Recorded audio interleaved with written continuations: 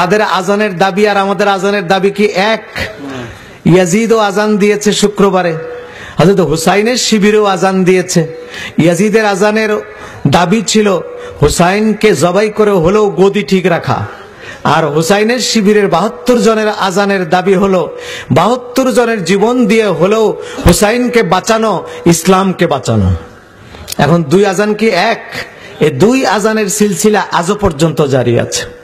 এই যে আমরা বলি কেন, সবাই বলে মুসলমান মুসলমান, ছোটখাটো মত পার্থক্য সব বিভেদ তুলে দিয়ে আমাদের এক হওয়া উচিত। কিন্তু ছোটখাটো মত পার্থক্য বলে কোনটা বোঝাচ্ছে? রাসূলুল্লাহ সাল্লাল্লাহু আলাইহি ওয়াসাল্লামের এত মর্যাদা যতটা আমরা বলি, এইটুক কি ছোটখাটো মত পার্থক্য? এটা না, এটা ছোটখাটো মত পার্থক্য হতে পারে না। রাসূলুল্লাহর নাম, রাসূলুল্লাহর ধ্যান, রাসূলুল্লাহর ধারণা নামাজের মধ্যে আসলে তা গাধা, গরু, অন্যান্য প্রাণী, জীব জানোয়ার তাদের স্মরণ করার চাইতে আরো খারাপ। এইটুক কি, এটা কি ছোটখাটো ধারণা? না। রাসূলুল্লাহ সাল্লাল্লাহু আলাইহি ওয়াসাল্লাম সলিমউদ্দিন, কলিমউদ্দিন, জহিরউদ্দিন, দবিরউদ্দিনের মতো একজন সাধারণ মানুষ, এই ধারণাটা কি ছোটখাটো ধারণা? রাসূলুল্লাহ সাল্লাল্লাহু আলাইহি সাল্লামকে সবাই মিলে একসঙ্গে দরুদ পড়লে এটা একটা বেদাত। রাসূলুল্লাহ রওজা শরীফের উদ্দেশ্যে জিয়ারত করার জন্য বের হওয়া শিরক, এইগুলা কি ছোটখাটো ধারণা? না না। আজকে ইহুদি নাসারারা তারা তাদের দেশে মাদ্রাসা বানাইয়া ওই সব মাদ্রাসায় অনেক কোটি কোটি ডলার দিয়ে শিক্ষক কিনে, এই মিশর থেকে শিক্ষক কিনে তাদের দিয়ে আলেম বানাইয়া ওই সমস্ত আলেমদেরকে মিডল ইস্টের বিভিন্ন স্পর্শকাতর জায়গায় সেট করে দিয়েছে। তারা শুধু একটি ফতোয়া দিবে, নামাজ রোজার ফতোয়া নয়, একটাই ফতোয়া তারা দিবে, সেটা হলো রাসূলুল্লাহ সাল্লাল্লাহু আলাইহি সাল্লামের সম্মান কি করে ছোট করা যায়, ওই ফতোয়াগুলো তারা দিবে। এই টার্গেটের শিকার সর্বপ্রথম হয়েছে মক্কা, মদিনা এবং সৌদি আরব। সৌদি আরব এক নম্বরে তাদের টার্গেট, তারপরে হলো বাকিরা। এই সৌদি আরবে সেই টার্গেট মোতাবেক তারা পেয়ে গেল নাসিরউদ্দিন আলবানীকে, তারা পেয়ে গেল আব্দুর রহমান কুওয়েতিকে, তারা পেয়ে গেল ইবনে তাইমিয়াকে, তারা পেয়ে গেল মোহাম্মদ ইবনে আব্দুল ওয়াহাবকে।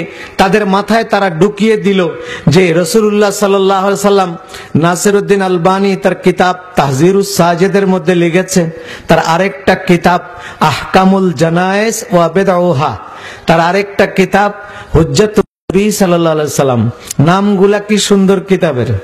তাহজিরুস সাজেদ মানে সেজদা করা থেকে সাবধান, আরেকটা লিখছে আহকামুল জানায়েজ ওয়া বিদউহা, জানাজা নামাজের হুকুম এবং এর ভিতরে বেদাত কি। আরেকটা কিতাব লিখেছে হুজ্জাতুন নবী, নবীর হুজ্জত দলিল কি। এই কিতাবগুলোর মধ্যে দুটো বিষয় পাওয়া গেছে। একটা বিষয় লিখেছে নাসিরউদ্দিন আলবানী, যে রাসূলুল্লাহর, ওরা বলে কবর, নাসিরউদ্দিন আলবানী লিখেছে কবর, রাসূলুল্লাহর কবরটাকে মসজিদে নববী থেকে তুলে বাইরে কোথাও দিলে ভালো হতো, তাইলে দুনিয়ার মানুষগুলি শিরক করার থেকে বাঁচত। আরেকটা কথা লিখেছে রাসূলুল্লাহর সবুজ গম্বুজ নিয়ে দুনিয়ার বহু কবি কাল্পনিকভাবে অনেক কিছু লিখেছে, অনেক মানুষ ওই সবুজ গম্বুজকে ভালোবেসে আগায় আসে, এটা একটা শিরক, সবুজ গম্বুজটাকে ভেঙে ছাদ পিটাইয়ে দিলে ভালো হতো। এই দুটা প্রস্তাব তারা সৌদি গভর্নমেন্টের কাছে রেখেছে। বাদশাহ ফাইসাল এই লোকটাকে, আব্দুর রহমানকে কুয়েতে নির্বাসনে দিয়েছে, নাসিরউদ্দিন আলবানীকে সৌদি আরবের নজদ থেকে বহিষ্কার করেছে। এই শয়তানের বাড়িও নজদ।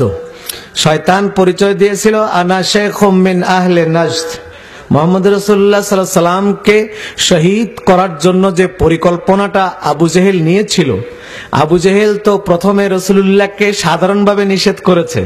প্রথম বলেছে যে দেখো, কাবা ঘরের অর্ধেক তোমাকে দেই, অর্ধেক আমি রাখি, অর্ধেকের মধ্যে তুমি যা পারো করো, আমি অর্ধেক নিয়ে মাতবরি করি, তবুও তুমি তোমার ওই ধর্মটা প্রচার করিও না।